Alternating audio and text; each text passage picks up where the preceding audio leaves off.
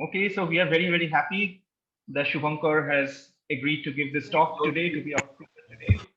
So he has been working on this field for a long time, connecting Yang-Mills theories to matrix models and also free fermions, and also relating that to gravity, supergravity. So he will be talking some aspects of it today. Shubhankar, over to you. Yeah, thank you, Anand, for this chance to speak here. And good evening, everybody. So, am I audible? Yes, you're audible. Okay. So, I'm going to discuss the relation between 2D droplets and 2D Yang-Mills theory. Shubhankar, you're audible, but maybe you could speak a little louder. Okay, so maybe I can bring the laptop close to me. Okay, now it is fine. Yeah, better. Yeah, it is much better. Okay, so so the work was done with our ex-student Orgho, our current student Nitu, and our ex-postdoc Devanshu. So, okay, so there is a connection between 2D Yang-Mills theory and unitary matrix quantum mechanics. Okay, and in many aspects in two-dimensional gravity, 2D Yang-Mills, 2D gas theory, this connection came. Okay, so I will discuss about two very well-known examples. Okay, where this connection is very explicit. Okay, and to discuss these two examples, let me start with the partition functions of Yang-Mills theory on different Riemann surfaces. So can you see my cursor? Is the cursor visible? Yes, it is. Okay. So the first one is the partition function on a cylinder, and the second one is the partition function on some generic genus G Riemann surface. So let me first briefly explain the different terms in the partition function. There is a sum over representation. Okay, this is the sum over representations of all possible representation of the gauge group under consideration. In this case, we take the gauge group to be UN or SUN. Okay, trace R of U1 and trace R of U2 are two holonomies specified on two edges of the cylinder. Okay, area A is the area of the cylinder. C2 is the quadratic Casimir associated with the representation. And on this side, dimension of R is the dimension of the representation, and G is some coupling constant. Okay, so now if you look at this partition function and if you try to compare this with the standard partition function we write in statistical mechanics, that is sum over representations and then e to the power minus energy of the representation. If you kind of try to identify this partition function with that definition, then you can realize these are representations are like the energy states of this system. Okay, where the C2, the quadratic Casimir, is proportional to the energy of those states. Okay. So Minahan and Polychronakos identified these states, that is these representation states of 2D Yang-Mills theory with 2D string states, okay, that wraps around the compactified direction in the target space. To be explicit, to be more precise, if you consider a representation with total n number of boxes, so this state is a linear combination of string states that wrap the compact direction total n number of times. That means if you take a single string that wraps n times the compactified direction, or if you take n number of strings, then each strings wrapping once. Okay, so this R with box number X is a linear combination of such states. Now, using the work of Gross and Taylor, Minahan and Polychronakos, they constructed the Hamiltonian of this system, of these string states. Okay, and surprisingly, they showed that the Hamiltonian in the large N limit is same as the collective Hamiltonian constructed by Das and Jevicki, okay, but with the spatial dimension is a compactified dimension, okay, and this Das-Jevicki Hamiltonian is actually follows from a unitary matrix model, unitary matrix quantum mechanics, one dimensional, okay. So that is how you can see that the connection between 2D Yang-Mills theory and the unitary matrix quantum mechanics. So this is one example.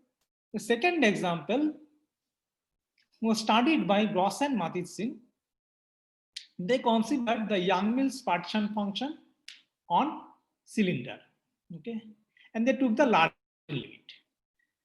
They calculated the saddle point equation in the large N limit, and they interpreted that the saddle point equation matches with the Hamilton-Jacobi equation provided the Hamiltonian is same as the Das-Jevicki Hamiltonian.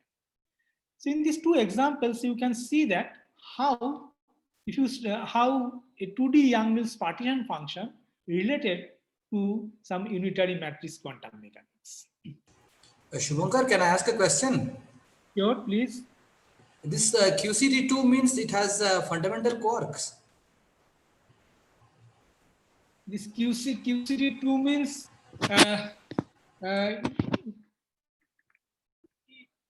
yeah, yes, probably yes. I'm not very much sure, but yes, I think you are right. This has it has. I cannot see the. Yeah, I think yes. I think yes. Okay. I'm not very much sure. I mean, basically, you actually this QCD in 2 dimension, they do not have any dynamical degrees of freedom actually. Okay, so that is why the partition function you can actually write in terms of the representations.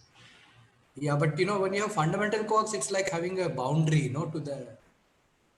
I mean. Well, you can okay. So you can write the QCD partition function on a closed Riemann surface also. For example, yes, but if you have quarks, then you have degrees of freedom, right? If you have quarks, you have degrees of freedom. Right. So if you, for example, if you look at this, the second expression for the partition function, okay, here if you take g equals to 0, then you have the partition function defined on the sphere. So here you do not have any whatever this boundary or anything. Okay. Yeah. Okay. Thank you. Yeah, but I think you can also. So this partition function are most likely the free Yang-Mills theory on 2D Yang-Mills on 2D surfaces. But you can definitely couple fundamental matters with this. Yes. Okay, Shubhankar, very trivial question. So on the left hand side, it's a cylinder, right? On the right hand side, it's some genus surface. Cylinder, right hand side, it's a genus G partition function. Yes. Yeah. So how? It's a rather trivial, silly question, perhaps. So how do you relate this to? I mean, there are two U's I see. Trace RU1 and trace. So when you are defining a partition function on a cylinder, you have to specify holonomies on two circles or two edges of the cylinder.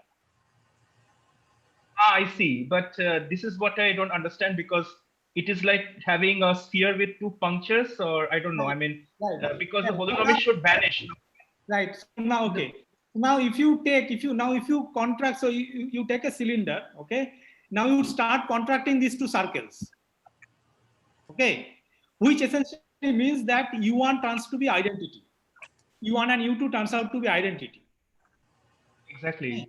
And when you calculate this trace R of U1, this will give you dimension of R. Okay, I see. So then you will get dimension of R squared times e to the power minus the same factor. So which is your sphere partition function. Exactly. So then it matches with the right hand side. Exactly. Okay. Then it matches with the exact. But then but is there some analogous thing you could do for higher genus surface too? I guess. Yes, you can do that. You can do that. For example, you take the cylinder. Okay. Now what you do, you identify these two sides of the cylinder, these two edges of the cylinder. Okay. So which essentially means that you take U2 to be U1 dagger. Yeah. Okay. And then you sum over all possible holonomies. And then you get dimension r to the power 0 because, yeah. Then you will exactly. Then you will get dimension r to the power 0, which is the torus partition function. Shubhankar, I didn't understand why do you get dimension r when you make the circle small? Why do you get trivial holonomy from that? Yeah, trivial because U is up to that path order is e to the power the Wilson loop. Yeah, but why should that become trivial if you take the circle to be small? Oh, so I'm not small. I'm saying when you close the circle. Holonomy should be trivial because your No, that is a choice. You can choose the holonomy to be trivial, but it doesn't become trivial if you choose the circle to be small. No, I'm yeah, but it becomes here with two functions. You don't want it becomes a yeah. sphere If you with two don't want functions. any operator insertion, then you choose the holonomies to be trivial. right. Then Yeah, I you think that is become what- you get the partition function. So, okay. Yeah. In general, by making it small, you will get a 2-point function on the sphere, Right, and because- that should not yeah, match the partition function. Yes, even if, I mean the partition function. I mean, even if you take small circle, big circle, it will remain trace r of U1 and times trace r of U2. Yeah. Right? Doesn't matter whether you take small circle or big circle. Okay. When what I'm telling that if you the circle size to be 0, if you take the circle size to be 0, then U1 and U2 are your identities. No, that is what I'm disputing. I'm saying that taking the circle size to be 0 and choosing the R1 and R2 to be trivial are two independent things. You can do one or the other or both. R1 and R2. What is that R1 and R2? The representations, choosing these representations to be the trivial representation, that's a choice independent of choosing the circle size to be small. You can have on the sphere also, you can have a 2-point function of two non-trivial operator insertion, right? So that would correspond to, yeah, that would correspond to keeping the holonomies non-trivial. Right, that is When- corresponds to some, yeah, in fact, Yeah. those are not holonomies. Those are, what you are telling, those are called some defects. And for that thing, you do not have trace R of U1. You will have something. You will have some other No, term. no, you are still summing over all representations. It's not like Yeah, you're choosing a representation. you are still maybe I cannot. Yeah, use- actually the more general result is the Migdal's result for something with a topology of a disk, and you can choose on parts of the disk different not holonomies, but open holonomies, like trace of something along a segment of the boundary of the disk and another trace of RU on another segment and so on. So you can have a more general result like this, and Yeah. by choosing this 2G different ones and identifying those holonomies appropriately, you can get the genus G For Riemann 2D surface, the second result. This is for 2D Yang-Mills theory, you can also get this partition function just kind of taking this U2 to be identity. You will get dimension of R time. No, I'm dimension- talking about disk with non-trivial holonomy along the boundary, which can be quite complicated. And from there, you can get the genus G partition function, the second result that you have on the box, Yes. by identifying holonomies appropriately along the boundary. You can get a 2G gone, and on a 2G gone, if you identify boundaries, you can get a genus G Riemann surface, right? Sorry, not 2G, 4G gone. And then you can get the genus G surface in the same construction with this partition function on the disk. You can get the second result that you have. Okay, so you're saying that you just take a 2G gone and then you identify and trace No, over not- different Yeah, not And 2G, different- 4G gone. 4G or whatever. Because yeah, end-to-end. you have A1, B1, A2, B2 up to AG, BG, and then A1 inverse, a B1 inverse, etc. Devasis, the So what you is the trace yeah. over. Devasis, what you are telling that you can also get. So for example, you define some unit blocks, in the sense that you define a partition function on cylinder, and then you define a partition function on a disk. Okay, Yeah. and then you define partition function on packed. So once you have these three building blocks, you can construct any arbitrary Janus Riemann surface. So partition function on any arbitrary Janus Riemann surface, just by surgery. Just by surgery. Yes, yes. Yes, but I think what Debashish is saying, that in that case you are not having, you don't have sum over representations. You have some, you choose some specific representations. No. And then when you are doing this, That's for the disk. That's for the disk when you leave the holonomies fixed as you like. Yes, exactly. And then when you trace over, when you are tracing over, then you have sum over representations, right? When you trace over this. Even if you write down the partition function on a disk, you will also have a sum over representation. No, it's partition function on a disk with specific boundary condition that you can always do, right? Specific boundary condition means specifying a holonomy on the boundary. Yeah, so this is in addition to the sum over representation for the interior of the disk. This is the more general result of Migdal, and it's there in Witten's this 2D gauge theory paper. Sorry, can I ask a maybe clarifying question? Yes.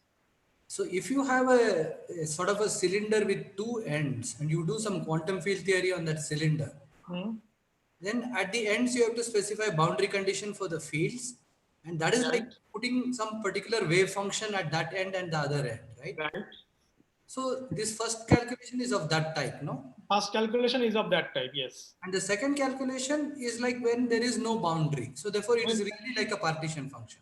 Right. So the first calculation is a transition amplitude. The second one is a partition function. So then, so now this discussion seems to be a little bit complicated. Holonomy and others is a way of interpreting this calculation, no? Right. So whatever you are calling the boundary condition is basically you are fixing the holonomy around these edges of the cylinder. Yeah. Okay. Thank you. Okay. So just what Patta just said. He has a point. I mean, I think what he's saying is that this is not the most general result for the cylinder. In cylinder, you can put boundary condition on the two edges, and then there you can choose the representations in which you want to take the holonomies in. So you don't actually sum over those representations, right? That's what you're saying, Patta, right? Yes. Yeah, and I think you're right. This is not the general result for the cylinder partition function. But Debashish, what you are telling, those are I think called defects. No, it's not defect. As Patta said, if you want to do a calculation on any manifold which has boundary, then on the boundary of the manifold, you have to specify the boundary conditions for the fields, right? And the result of the partition function will depend on the choice of those boundary conditions. Okay, so you are telling that you will fix those boundary conditions for some other representation or some R prime. Yeah, in general, you will have that, and I think. Yeah, exactly. I think the sum over R is a little bit confusing. It makes sense when you do the trace, and then it becomes a closed surface. No, it is not confusing. If it is a sum over R, that means you are taking the same boundary condition and you are doing a trace. So that's like really, a periodical identification. No, but that would require taking U2 to be U1 dagger and summing over that. Right, thank you. Yeah, that's correct. Okay. Yeah, anyway, it's a bit confusing what the left-hand side actually means. Yeah. But anyway, we should probably go on. This left-hand side, it's telling that you have a partition function on a cylinder, okay, with your one holonomy is given by trace R of U1, the other one is trace R of U2. And this trace R of U1 is, you take this, the standard definition, path order of e to the power some Wilson loop. Okay, Shubhankar, let us go on, perhaps. Okay. So in this talk, so in this talk, what we are trying to do is to discuss a geometric way to construct the partition function of different variants of 2D angles theory. Okay, I will tell you what do I mean by different variants. Okay, starting from the unitary matrix quantum mechanics. So it's a kind of bottom-up approach. We will start with the unitary matrix quantum mechanics and construct the partition functions of different 2D angles theory, okay, on different Riemann surfaces. Okay. So now define Largent phases of unitary matrix quantum mechanics can admit a droplet description. So that means if you consider a particular Largent some Largent phase, that Largent phase you can describe in terms of some droplets, free Fermi droplets. In the sense, the density is 1 inside the droplet and density is 0 outside the droplet. And define Largent phases corresponds to different geometries or shapes of these droplets.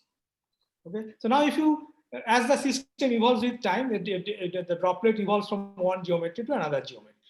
Now, if you start, what we are going to show is, if you start with an initial droplet geometry, and if you go to some final droplet geometry in time t, that transition amplitude is related to some 2D, some partition function of 2D angles theory on a cylinder. Okay, so that is what I mean by some geometric way to construct the partition function from unitary matrix quantum mechanics.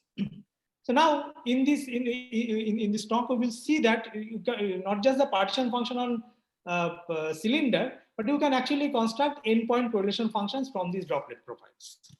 Okay, that is Shubhankar, what is the y-axis in the left-hand figure? Y-axis, okay. Yeah, y-axis is some p, you can say, and I will define what p is in the next in my talk. Some p you can say, okay. Some momentum you can say, okay. So I will define what is p in the shortly. Okay. Okay, so this is roughly the idea of roughly the goal of my talk. Okay, and there are a few steps. So let me just write down the flow chart. So first, I will start with the unitary matrix quantum mechanics, and as I said, we will see that this unitary matrix quantum mechanics admit a free Fermi description, droplet description, and the droplet consists of upper Fermi surface and lower Fermi surface. So this I will call a upper Fermi surface. Okay, so I will call it a p plus. So p plus is a function of phi, function of theta, which describes the upper Fermi surface, and p minus, okay, which describes the lower Fermi surface. Then we quantize these droplets, okay, and we will see that the modes satisfy to decouple E1 Cosmody algebra. Means modes associated with the upper Fermi surface and the modes associated with the lower Fermi surface, okay, they satisfy to decouple E1 Cosmody algebra. Then we construct the Hilbert space associated with, and we call this Hilbert space to be H plus and H minus, okay, corresponding to upper and lower surfaces. The usual ground states is ground state and excited states. What you define, what you construct to define the Hilbert space, you can show that those states do not diagonalize the phase space of droplet Hamiltonian. Okay. But in the phase space, you can actually define some Young diagram basis, the states associated with some Young diagrams. And you can show that the Hamiltonian, phase space Hamiltonian is diagonal in that Young diagram basis. And that eigenvalue is equals to C2R, that is the quadratic Casimir. Okay. Then we show that there is a correspondence between the states in the Hilbert space, H plus and H minus, and the shape or geometries of these droplets. Okay, upper and lower Fermi surfaces. We also define something called coherent state in H plus minus. Okay, and we will see that this coherent states corresponds to some classical or order 1 deformation of the droplets from the ground state. Okay, and then we calculate the correlation or transition amplitude between two different coherent states. Okay, we will show that these two transition amplitudes are related to chiral and antichiral partition function of 2D angles theory on cylinder. Next, since this H plus and H minus, they are two decoupled sectors, decoupled vector spaces. Okay. Now we to consider the droplet as a whole, what we will do, we will combine both the Hilbert spaces H plus and H minus, and we will see that this H plus and H plus times H minus, they admit a composite basis. I will discuss all these things. Okay. And the partition function of two coherent states, okay, in this H plus cross H minus is basically given by 2D Yang-Mills partition function on cylinder for a gauge group for a gauge group UA. Okay. We also discussed about higher point correlation functions, how to construct the higher point correlation functions. And finally, I will talk about, I was telling in the introduction that different variants of Yang-Mills theory. By that, I mainly mean the Q-deformed Yang-Mills theory. So I will also tell you how to construct the partition function for Q-deformed Yang-Mills theory from this droplet picture. So this is the rough idea of this talk. Okay. So Shubhankar, I have a basic yes. Point to make. I mean, so are you saying that the Yang-Mills defined on these different Euclidean geometries are all part of the same theory or something? Because here you seem to say that depending on what droplet configuration you choose, you get some particular geometry on the other side. So is there a meta theory that has all of these? Yes, Sujay, I will try to comment on this. Yeah, this is an interesting point. I will try to comment on this at the end. Is that fine? Thank you. Yes, it's an interesting point. What you are pointing out, it's an interesting point. Yes, I will comment that at the end. Okay. So let me start with the unitary matrix quantum mechanics. So U is the Haar, du is the Haar measure. Okay. U is the n by n unitary matrix. It's a function of time t. Okay, and this is some arbitrary potential which is invariant under U goes to U dagger. Okay, we will consider potential which is invariant under U goes to U dagger. Okay. So this is following the work of Zebicki and Sakita and followed by Das and Zebicki. Okay, one can describe the above partition function, above model, in terms of real collective bosonic fields rho t theta, okay, and its conjugate momentum. So you write down the Hamiltonian for this partition function, okay, and then you express that Hamiltonian in terms of this collective fields rho theta and pi theta. The Hamiltonian takes this form. Okay, and rho theta is actually the eigenvalue distribution of this matrix U that is given by 1 over n sum over delta function. And theta I, theta 1 to theta n are nothing but the eigenvalues of this n by unitary matrices. So given this Hamiltonian, you can write down the Hamilton's equation for these collective fields rho theta and pi theta, rho theta and pi theta, and the Hamilton for these fields are given by this. V is nothing but del del theta of pi theta. So this equation is similar to the fluid equation. The first one is the continuity equation that you can see, and the second equation is related to that Navier-Stokes equation. Okay. So now we can see that the rho theta and v theta or pi theta, whatever you say, they satisfy this coupled differential equation. It's a coupled equation.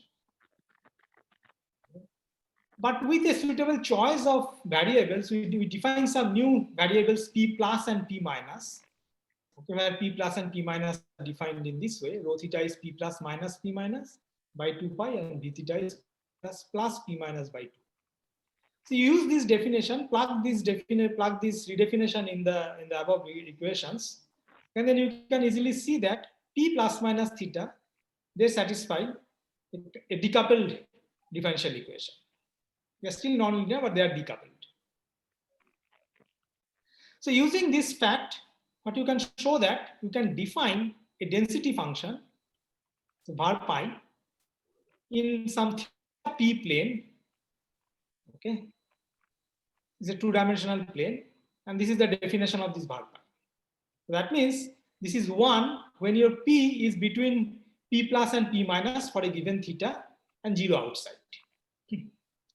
So from this definition of this density, okay, you can find the rho theta is given by, just you integrate over p, in this p theta plane, you will get rho theta, and b is given by basically p times this density function, and then you integrate over p. Okay. So this basically allows this defined Largent phases of unitary matrix model under consideration is therefore characterized by a shape of a droplet. Okay, and evolution of Largent phases is equivalent to evolution of these phase-phase droplets, because defined Largent phases means define p plus and p minus. So once you have some particular p plus and p minus, that basically tells you a particular shape of the droplet. Okay, so that is what I said. Defined Largent phases are characterized by a particular shape of a droplet. Okay. Yeah, but a stupid question. What is the relationship between this theta functions and the diagram that you have drawn here? No, the diagram down here, you take a particular theta. Okay. Suppose your x-axis is theta. Devashishda was asking about the y-axis. So y-axis is the p-axis. Okay, so this is a p theta plane. So you take a particular theta. Okay, so as long as you're and this point for a given theta, this point is p plus, this point is p minus. I have written it, but probably it's too small, you cannot see. So as long as your p is between p plus and p minus, it's 1. Okay, if you go outside, yeah, if you go outside this surface, then it is 0. So in short, it is the region where omega p theta is supported. Yes, is the region. The blue region is where the omega p theta has support. Yeah.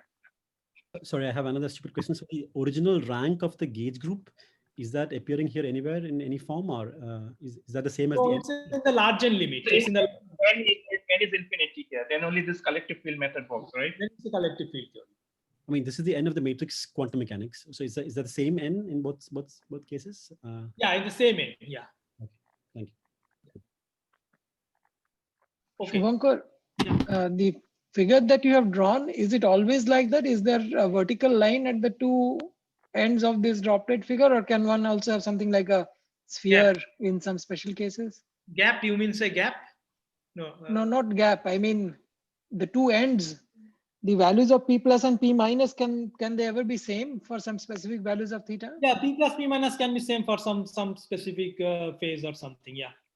I see. Yeah. And here, in fact, sometimes it may so happen that you have a gapped phase. In that case, the distribution will range from some minus theta 0 to plus theta 0. You may not have support on the full values of, the full range of theta, that is from minus pi to plus pi. This is just a kind of this is not. This is just an. I have drawn this for an example. But you can you can have defined shapes. Yeah, depending on your Largent phases. Okay. So you can write down the Hamiltonian, the phase space Hamiltonian, or droplet Hamiltonian in terms of this p plus and p minus. Okay, after a little algebra, you get that the Hamiltonian is basically given by this. So interestingly, the Hamiltonian has two parts, and one is p plus part and another is p minus part, and they're decoupled. They are decoupled. There's an underlying free fermionic story behind this, in the sense that the same Hamiltonian you can get if you start with a single particle Hamiltonian, single particle fermion, non-relativistic fermion, moving on a circle under the influence of a potential W theta. That means the single particle Hamiltonian is some p square by 2, okay, plus W theta. And from this single particle Hamiltonian, if you construct the phase space Hamiltonian, that is the single particle Hamiltonian integrated over the phase space, where p plus and p minus is your phase space, are your phase space boundaries, then you will land up with this Hamiltonian HP, what I have written here. So that's an underlying free Fermi picture, but I am not going into that. This form of Hamiltonian is enough for us. Okay, so now you can also calculate the area. Sorry, Shubhankar, a small question. Yes. What is the Poisson bracket of p plus and p minus? Or do they commute? Let me come to that. Yes, they commute. Let me come to that. I will write down the Poisson bracket. I will come to that part. So you can write down the you can calculate the area under this droplet.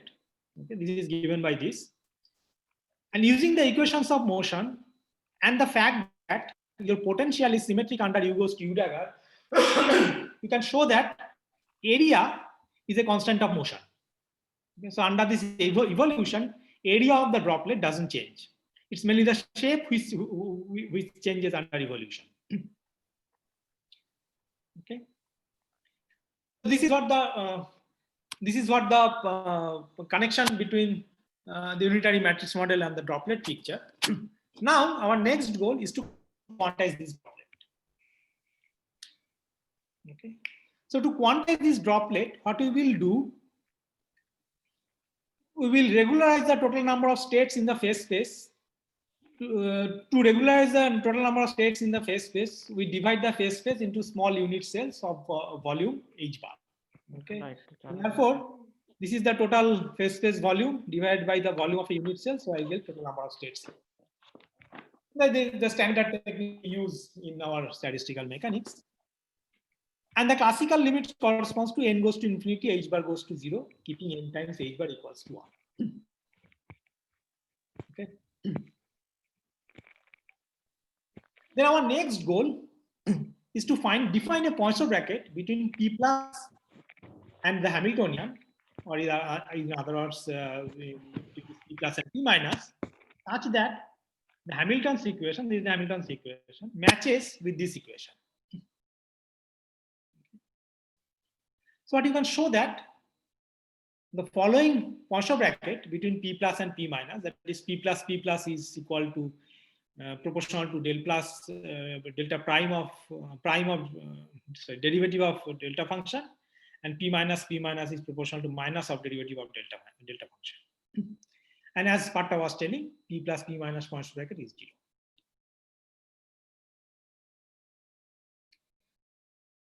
Now we take a particular classical configuration or classical solution, which is P plus minus equals to. The Poisson bracket should be anti-symmetric in the variables. No, how can P plus have non-zero Poisson bracket with P plus itself for theta equal to theta prime? For theta equals to theta prime. It's derivative of delta function. The derivative of delta function. Oh, there's So it vanishes. Yeah, there is a delta prime. I mean, it doesn't vanish then, right? But it's anti-symmetric because of that. One is derivative with respect to theta, it becomes theta prime. There's integration. The Poisson bracket of something with itself should be 0, no? So no, Yes. it's odd function. So Poisson bracket with something with itself should be 0. Well, it's an equal time Poisson bracket, but for if your theta is not equals to theta prime, then it is 0. But for theta equals to theta prime, there is a derivative of delta function. Yeah, delta prime at the 0, right? I mean, because white, I mean, it cannot take any specific value, no? Because of Delta prime is not 0, right? Why delta prime is 0? Is it 0? No. Delta prime, if theta is equal to theta prime, then delta prime 0. Okay, because I mean. no, you have to act it on functions. You act it on some function of theta and c. Yeah. Then you will. Of course, yeah. Then you will see the minus sign come. It will be fine. Okay, sorry. Okay, so that this is a but then then Patta's question is relevant because I think it doesn't violate what Patta wants. That property. Yeah, delta prime is antisymmetric in its argument, right? If you change theta and theta prime, delta prime goes to minus delta. So that's okay. Yeah, that's all you can say. I think Patta's solution was when theta is but it should be understood a distribution or a limit or something. So like it's all you want is anti-symmetry under exchange of theta and theta prime. Right. No. It's the same thing. If it is P plus. It's not same thing, no. When you put theta equal to theta prime, it is the same thing on the left. Yeah, but you have to do it distributionally. So you do it a little carefully. That's all. Yeah, I mean, yes, you have a delta theta. When you calculate this P Poisson bracket with the Hamiltonian, then you will have some integration over theta. So you will, I mean, then you will get some contribution from here actually. What are the canonical variables finally? Well, in this, when I write in terms of this phase space picture, my variables are just p plus and p minus. So it's basically kind of my variables are p plus and p minus. But they are not in canonical conjugate in the standard. They are not canonical. So basically, you don't have a kind of a symplectic structure in the standard sense. It's actually finding a symplectic form in terms of this in this language. Okay, so it's a complicated symplectic form. It's an antisymmetric right-hand side anyway. It's not a standard something. It looks like a 1 + 1 dimensional field theory. T of theta and t. Theta is your position variable. T is like your time variable. Right. And so P plus and P minus are some redefined position and momentum fields. Right. But whatever it is, the Poisson bracket of something with itself must be 0. This is not 0. That is not because a bit puzzling about your Poisson bracket. But if you calculate this quantity inside an integration, probably it's not.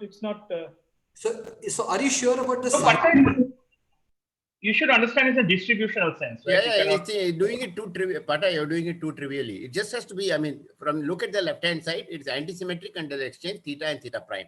If it right-hand side were an ordinary function, what you're saying is true, right? If any antisymmetric function will vanish at the origin, right?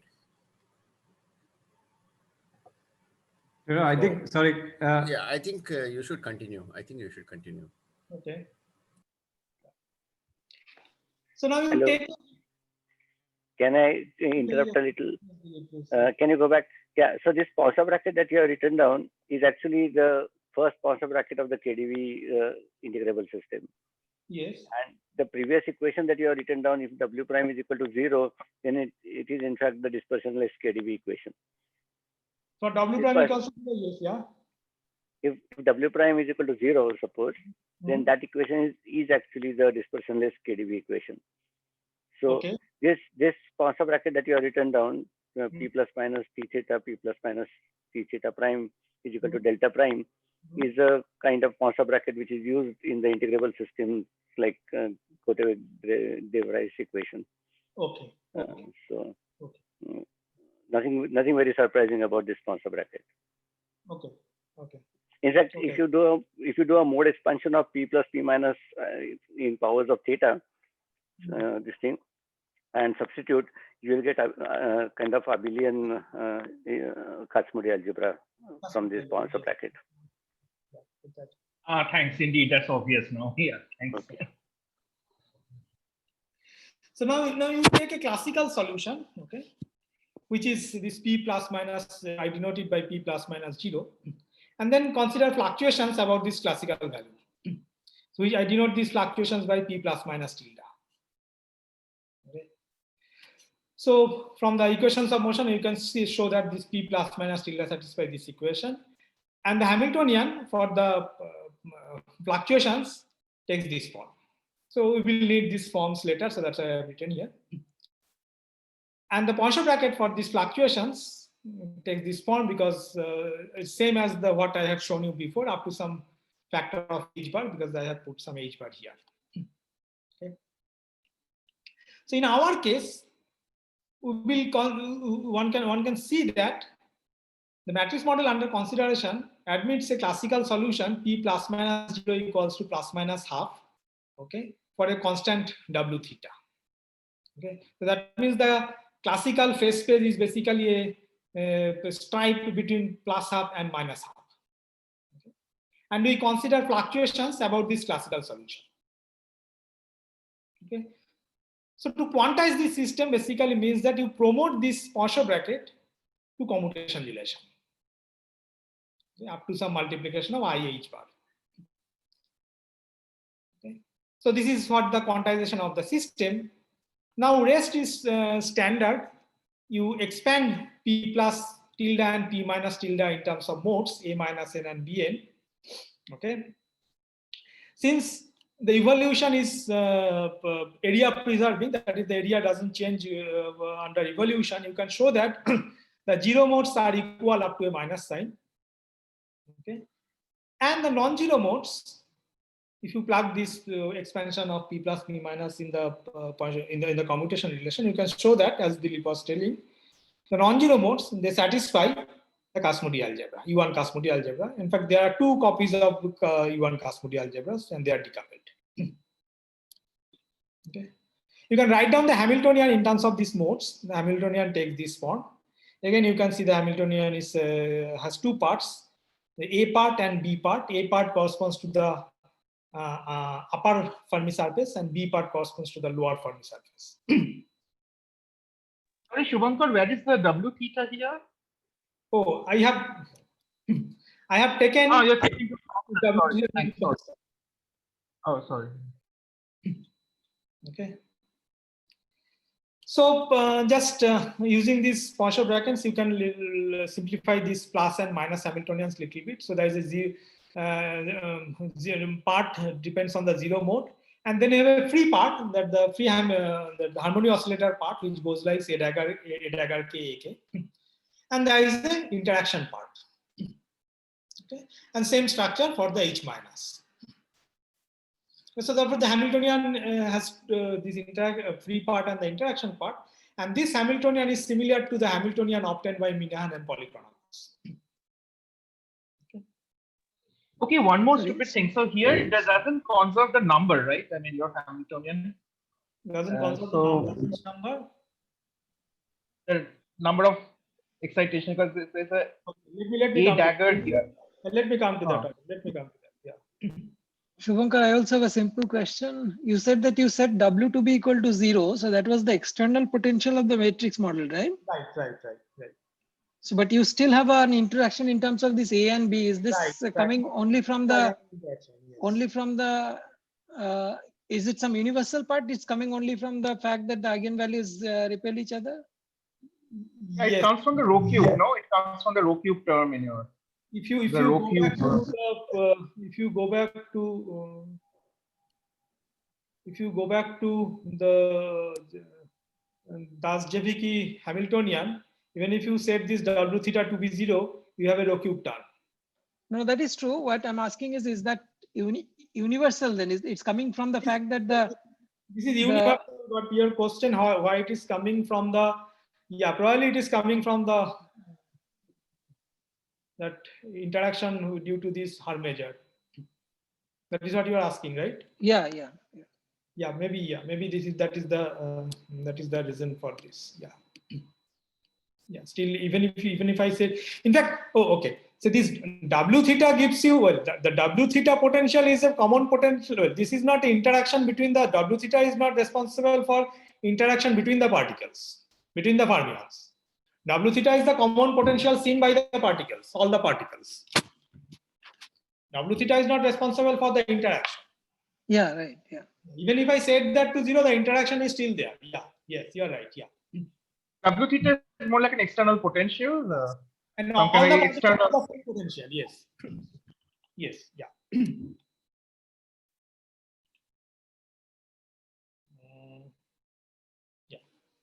So now let's come to the Hilbert space. So since A0 and B0, they commute with all the eigenvalues. All the other modes, non-zero modes. So the Hilbert space is defined over a one-parameter family of ground state.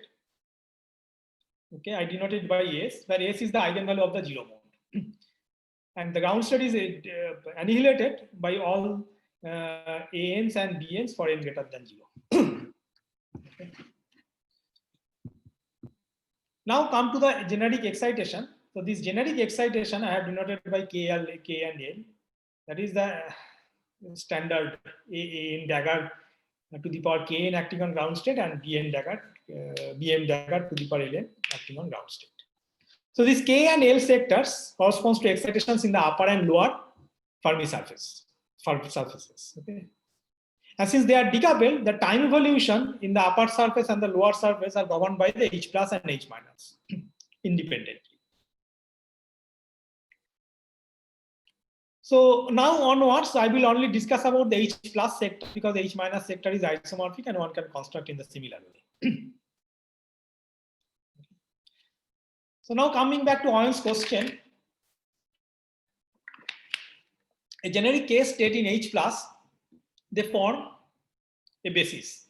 They satisfy this, what is called completeness relation. Okay, so they form a basis. You can show that the case state is an eigenstate of the Hamiltonian. That is trivial because, free Hamiltonian, I'm sorry. Eigenstate of the free Hamiltonian, because free Hamiltonian is just a dagger A. Again, you can show that it's an eigenstate of the free Hamiltonian with the eigenvalue is nothing but the level of that state. Level means n sum over n equals to 1 to infinity nk.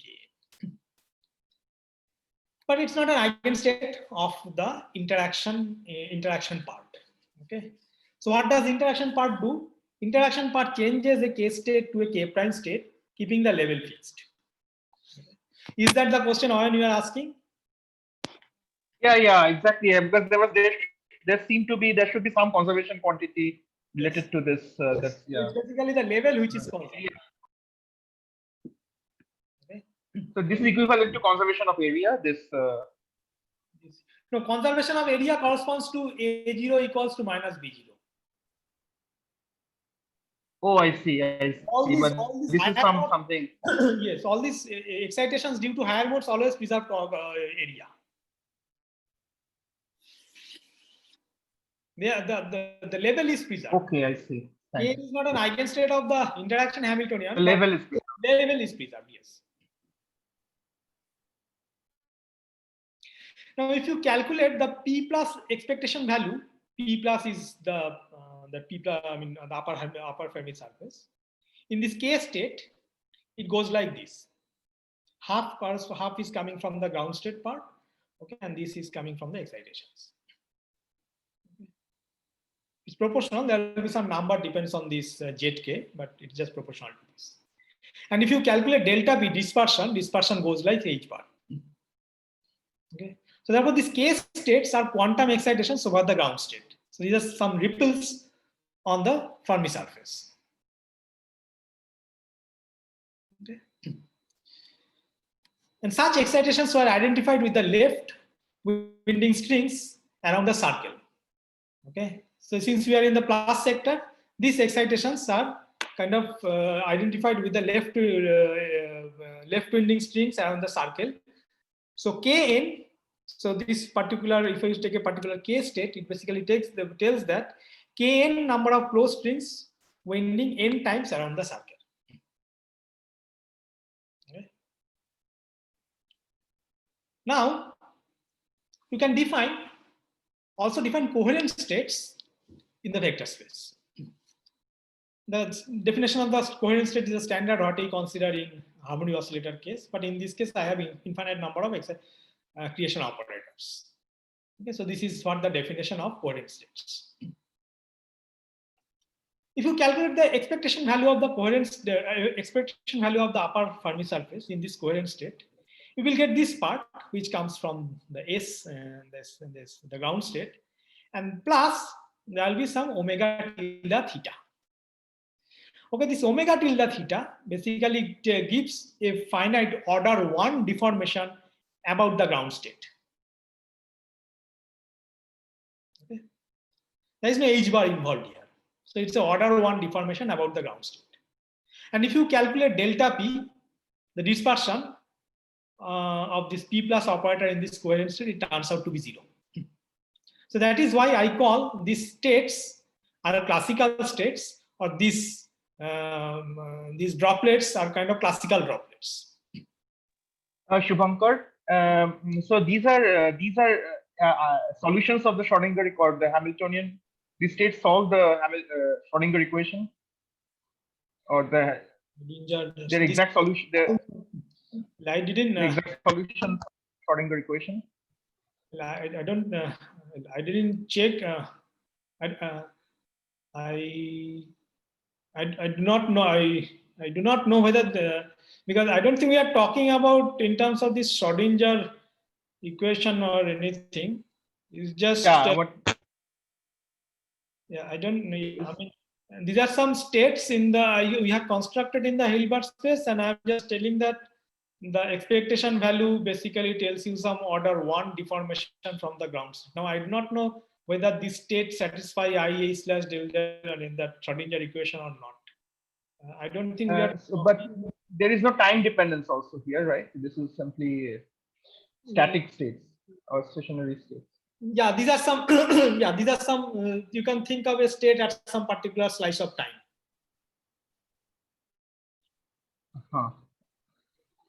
Okay, I see. Thanks. Yeah, it's like if you take harmonic oscillator, you have some states, some excited states you get acting a dagger operator on the ground states, and also you can construct some coherent states which basically and if you take any arbitrary excited state and if you calculate the expectation value of the position operator, you get 0. Okay. But if you calculate the expectation value of position operator with respect to coherent state, you get something this cos omega t kind of solution. Yeah, but I guess what Oyon is pointing out is that the coherent state for the harmonic oscillator is a linear combination of the energy eigenstates. So that should be a solution by the fact that it's a second order equation. So the linear combination is always a solution. So is that the case here? Yeah, okay. I will also in some later time I will write this coherent states as a linear superposition of eigenstates of the Hamiltonian. Is that what you are asking on? Yeah. I'm just trying to relate it to the standard coherent states, which are follow some sort of classical trajectory, right? Right. So if you but here that doesn't seem to be the case. So why are you calling it classical states is a bit confusing. Yeah, that's because delta P equals to 0 for these coherent states. Dispersion is 0. Yeah, but usually the usual coherent state do not have delta P 0 or delta X 0. They simply satisfy the minimum uncertainty. But if you take the expectation value of P and X, they satisfy the classical trajectory. Yeah, okay, you are right. So I have here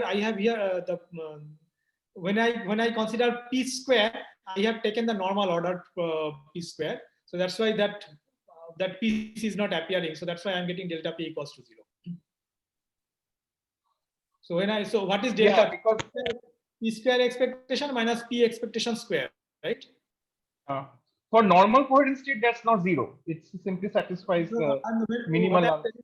When I'm calculating the expectation value of this P square, I have taken normal order expectation value of normal order P square. I understand. Okay, okay. In that case, you will get just 0. If you do not take normal order, then you will get delta P proportional to H bar. Yeah. But is this nomenclature something standard? This is what people call coherent state here? Yeah, this is the definition of coherent state, and this is the nomenclature I am taking from the Sumit Das has a paper. He has kind of said that such states are classical states because they have delta P plus equals to 0. Okay. Yeah, anyway, it looks very confusing, but maybe we can go on. Yeah. With this. So therefore, in this Hilbert space, we have mainly encountered 3 types of states. One is the ground state, okay, and there exists a correspondence between the state and the geometry of the droplets. The ground state corresponds to the classical droplet. The case states, the generic excited state, which are basically ripples on the classical droplets, and the coherent states is some finite deformation of the classical droplets. Okay. Next, as I mentioned, this case state in H plus are not eigenstate of the full Hamiltonian. Okay. So now we introduce some new state, we denote it by R plus. So let's understand what this R plus state is. Okay, you take a case state. The case state, this K is an infinite dimensional vector, K1, K2, K3, and so on. So you can map this case state with some conjugacy class in the permutation group SK. What is that conjugacy class? The conjugacy class with K1 number of 1 cycles, K2 number of 2 cycles, and so on. Okay, and then you calculate the character of that conjugacy class for a given representation R plus. So this chi R is the character of the conjugacy class CK of the permutation group Sk for a given representation R plus. Then you construct this quantity. Okay, so for a given representation, I have a state R plus. Okay. Now, what you can show that? Sorry, I a little bit lost. How did you get this representation here? What is the connection between this representation and this So case state? you take a case state. Okay, you take a case state. Okay, this case state you map this case state to a conjugacy class in the permutation group Sk. That means what is that conjugacy class? That is K1 number of 1 cycles, K2 number of 2 cycles, and so on. What is the case state? A1 dagger to the power K1, A2 dagger to the power K2, and so on. So that state you map to a conjugacy class with K1 number of 1 cycles, K2 number of 2 cycles, and so on. You multiply that state with this factor for a given R plus. Okay, and then sum over all possible Ks. Okay, so therefore, whatever state you get, that state is related to what is the R plus you are considering. Okay, and we can show that. You can show that. Let me hurry up because it's already 6:35. What is ZK? Huh? What is the denominator ZK? Oh, ZK. I think I have defined before. ZK is this. Okay, thanks. So you can show that after some algebra, this R plus is an eigenstate of H plus, and in the Largen limit, the eigenvalue is proportional to the quadratic Casimir. Okay. Let me not go into this box. It's just the details how it comes. But since we are running out of time, let me just state the main result. The eigenvalue of this R plus state is proportional to the quadratic Casimir in the n goes to infinity limit. Now come to the question what one was asking. So these R plus are the eigenstates of the full Hamiltonian. So you can write down the coherent state as a linear superposition of this R plus. Okay, but this tau k is given by this.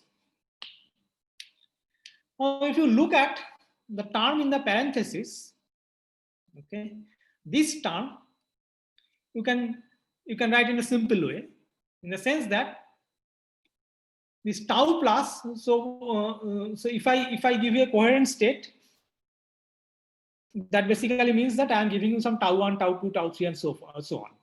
So these tau k's are given by, let me just show you this thing. So omega tilde is given in terms of tau n plus. Okay, so I can invert this relation and write tau n plus in terms of omega tilde. So that is what I have written. So this omega tilde theta, basically it's a distribution of n number of thetas in some n number of thetas in the limit n goes to infinity. So therefore I can write omega tilde theta in this way. So this relation, this tau k plus whatever I have written in terms of integral form, you can also write in this form in the limit n goes to infinity.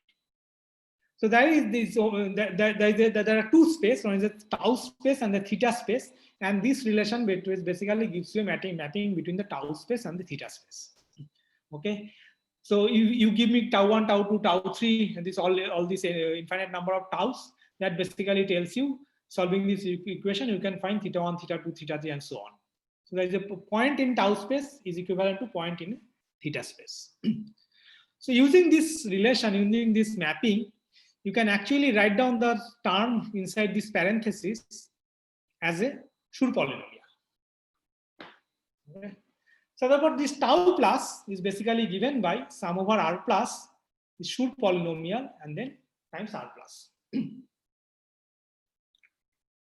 So fine.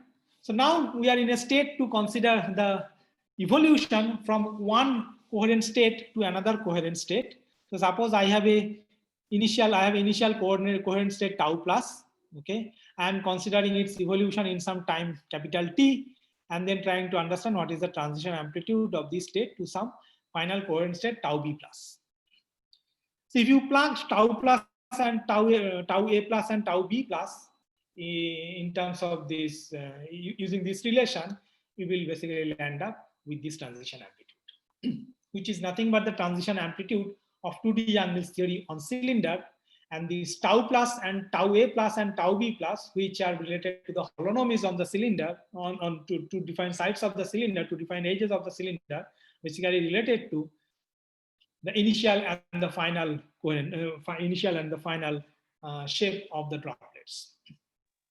So now you answered the question about what is the meaning of the first equation that you showed in your first slide about this cylinder transition amplitude, right?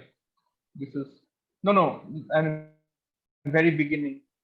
Yeah, in the first page, right? Well, we don't need to go. Yeah, very first page. We need not go back there, but I'm just saying that coherent states.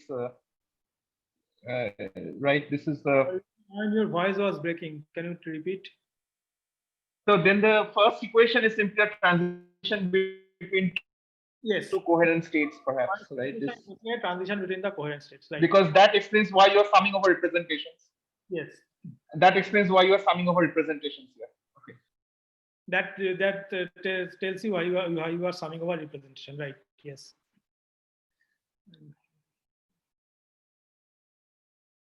Okay. Now you take a special point in tau plane. That is, all the tau i's are 1. Okay. Now all the tau i's are 1. There's a special point in the tau space. There's a particular kind of tau states, coherent states. Using this relation, you can show that that point corresponds to all the theta i's to be 0. Okay, which essentially means that my omega tilde is basically a delta theta. So that particular point in tau space corresponds to a particular distribution of the upper Fermi surface, which is basically omega tilde theta equals to delta theta. Okay, and this particular point in tau space. So now, when you have delta, all these thetas to be 0, you can show that this. If you take the initial state to be this particular state, then you can show that this transition, this basically gives you the transition from this particular state to some arbitrary coherent state, is basically related to the disk amplitude of your 2D Yang-Mills theory. Sorry, Shubhankar, I have a quick question. Yes. In the first expression you had on the first page, it was for finite n, right? First expression in the first page. In the one you showed, the Z cylinder you had for the 2D angles. Yeah, I think that is true for any n. Yes. It's true for any n, right? Even if I take n equals 2, it's still true.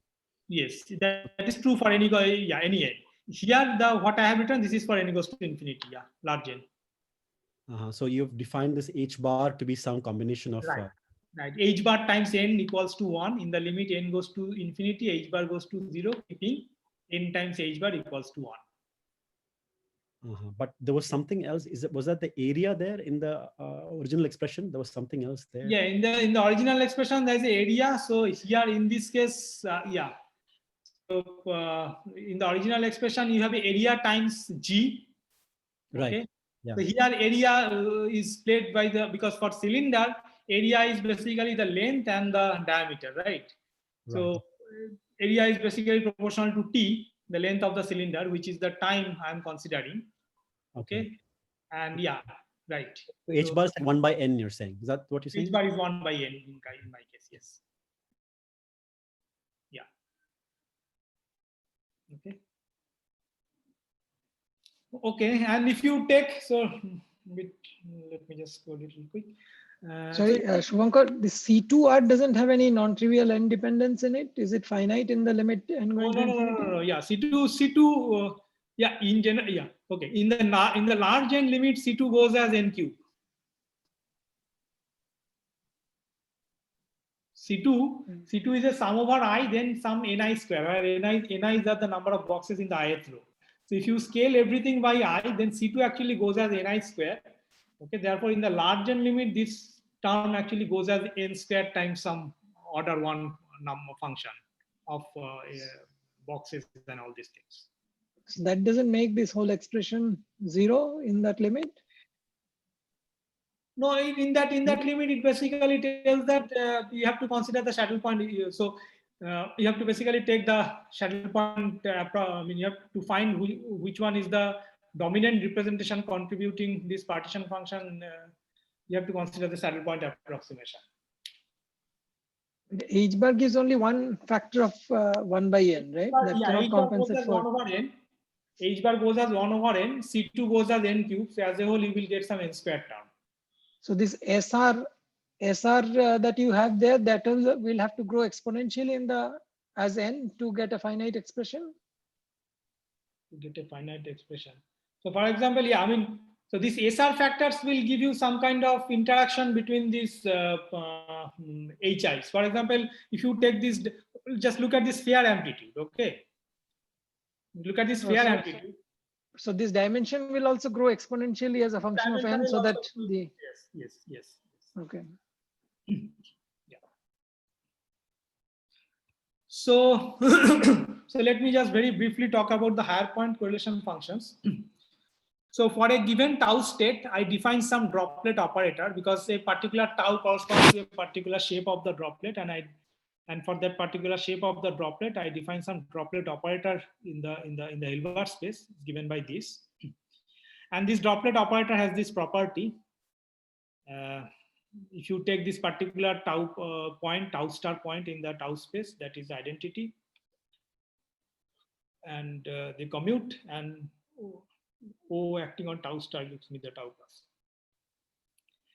And then I define some ensemble in this vector space for the states R plus. And the probability of that R plus state is given by this. This is some ensemble I am defining. So that gives me some some density matrix for this given ensemble. Then the partition function is given by this. You just take a trace of this, and if you take some R plus state and calculate the trace, I will end up with this expression.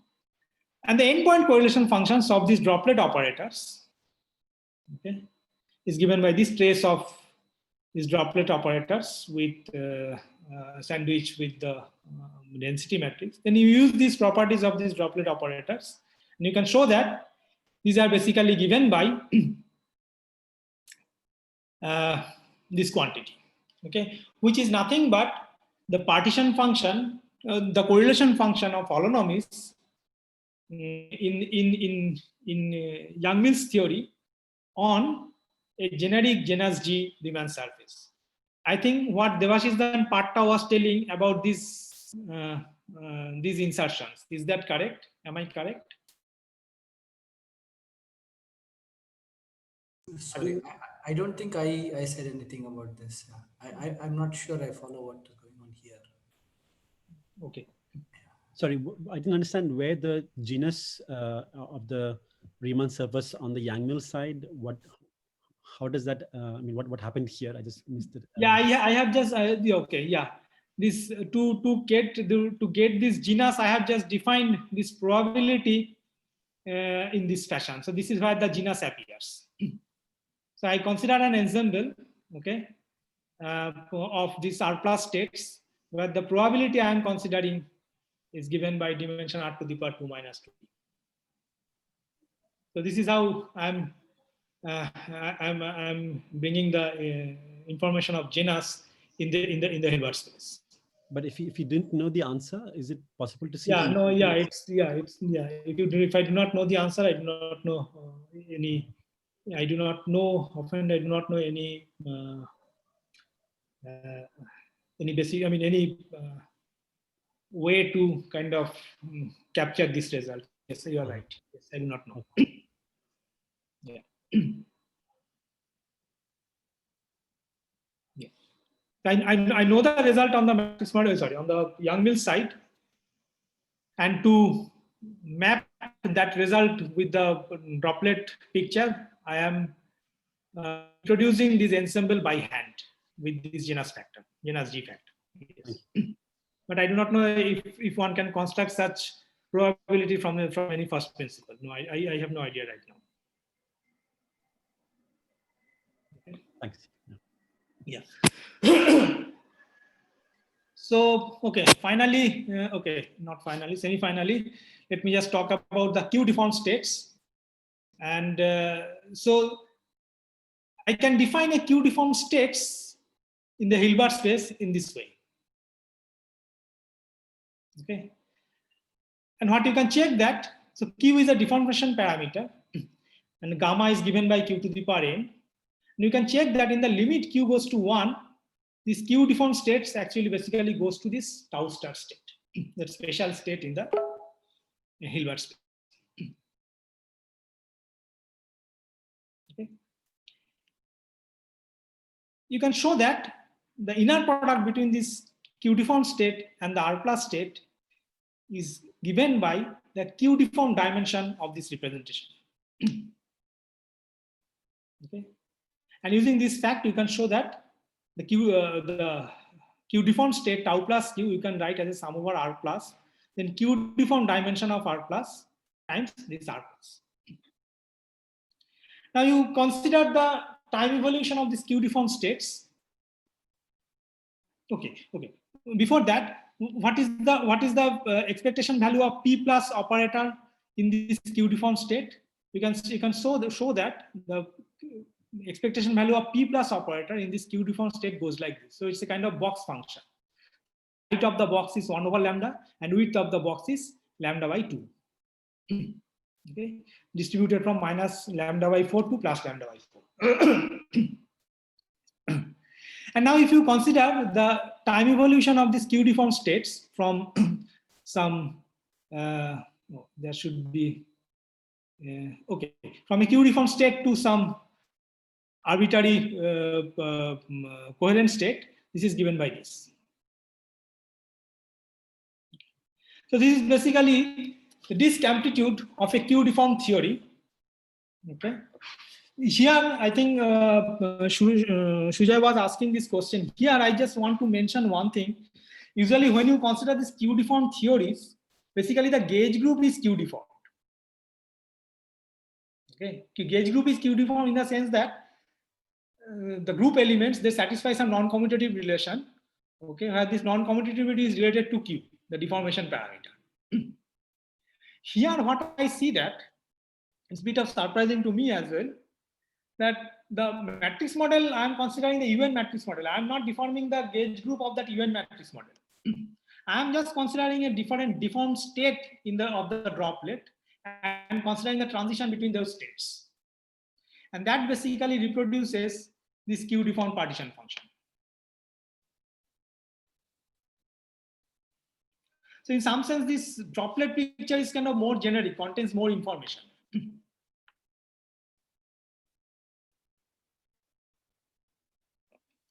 Okay. So in fact, you can consider some evolution from some Q1 deformed state to Q2 deformed states, and you will get this kind of partition functions, and this kind of partition functions related to some Villain actions in lattice gauge theory. I will not go into details of that. And if you, as a particular case, if you take Q1 to be Q1 equals to Q2 to be Q, the corresponding transition amplitude basically tells there will be a dimension Q of R. I'm sorry. That basically gives you the Q deformed partition function for Q deformed Yang-Mills theory on sphere. Okay. So in last 2 minutes, can I take just 2 minutes? Sure. Yes, sure. We have so far talked about either in the plus sector of the Hilbert space or minus sector. I have only talked about the plus sector. So similarly, we can discuss about the minus sector of the Hilbert space, and whatever partition functions I have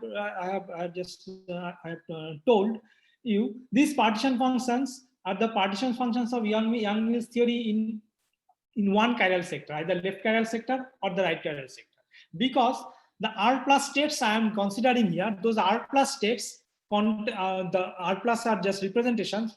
Those representation contains only positive number of boxes in each row. Okay, but if you consider the representations of unitary group, Okay, they contain boxes. The representation of the unitary groups contains Young diagrams. I mean, they have Young diagrams which contains boxes with negative number of rows, negative number of negative number of boxes.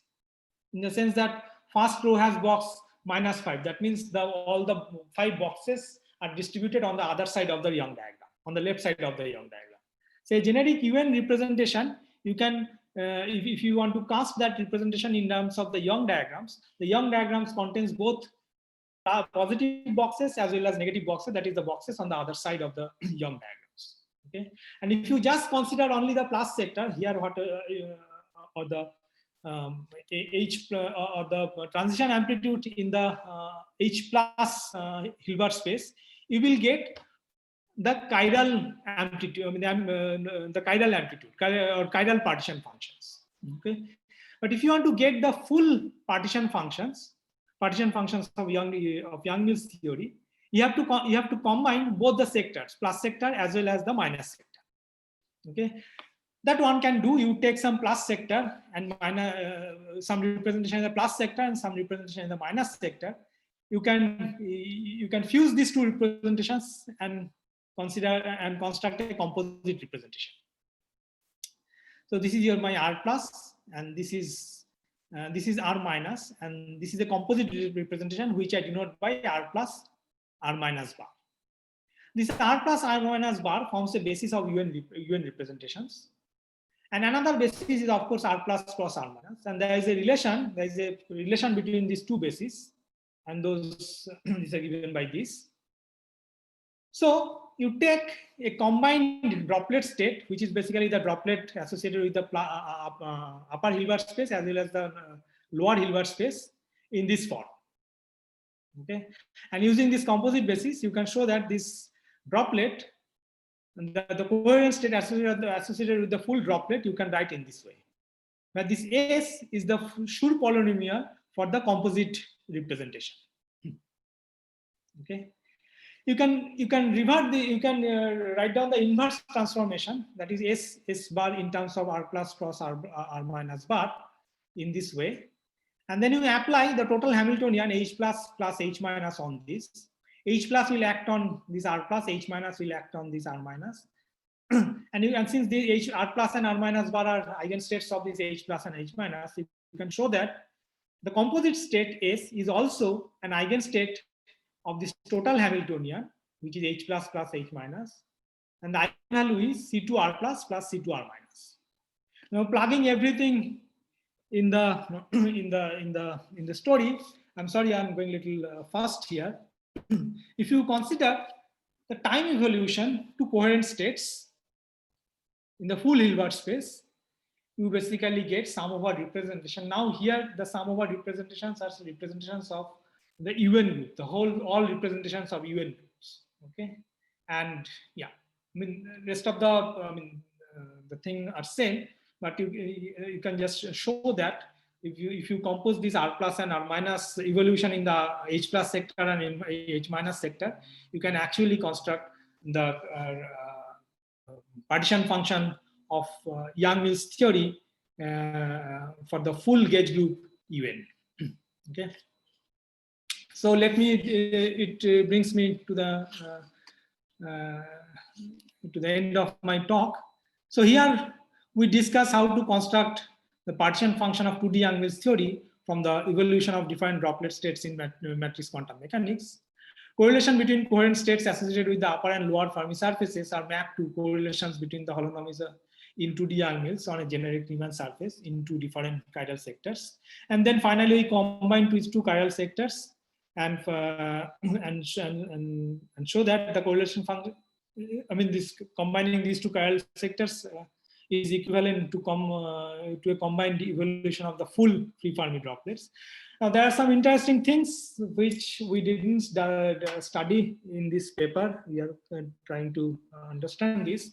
That is the formation of folds or shocks. Okay, it is interesting to understand the states associated with this geometry, this folded geometry. Okay, they are studied by Das and Mathur, and then Mondal and Morita in 13, and then some recent follow-ups. Okay. In a more general context, the droplet states are identified with different bulk phases in the context of ADS-CFT. Me and Rajesh started this program long back. And so therefore, we identified different droplet states, free Fermi droplet states with different phases of these black holes in ADS space. Okay. So the question is, what is the implication of these fold states in ADS? And finally, this Q-deformed Yang-Mills theory for a particular choice of the deformation parameter Q is equal to the Chern-Simons theory on Seyfert manifold. Okay, this is the work done by Nakulich and Snitzer. Okay. Now the question now you know that this Chern-Simons theory has this level rank duality. Now the question is, what is the meaning of this level rank duality in the context of these free Fermi droplets? Okay, so I will stop here. Thank you for your. It's almost 7. Yeah, thank you for your attention.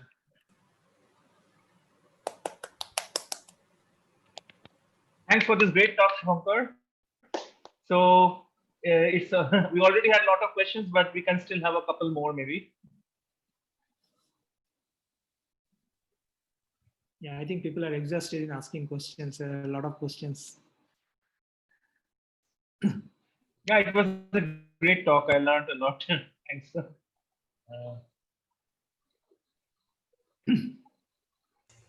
Okay, so Shubhankar, should we think of this?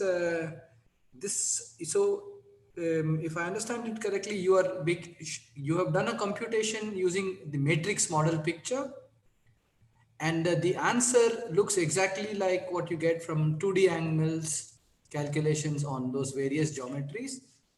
And if it is a cylinder geometry, it should have been a transition amplitude, and it is indeed a transition amplitude like that, right?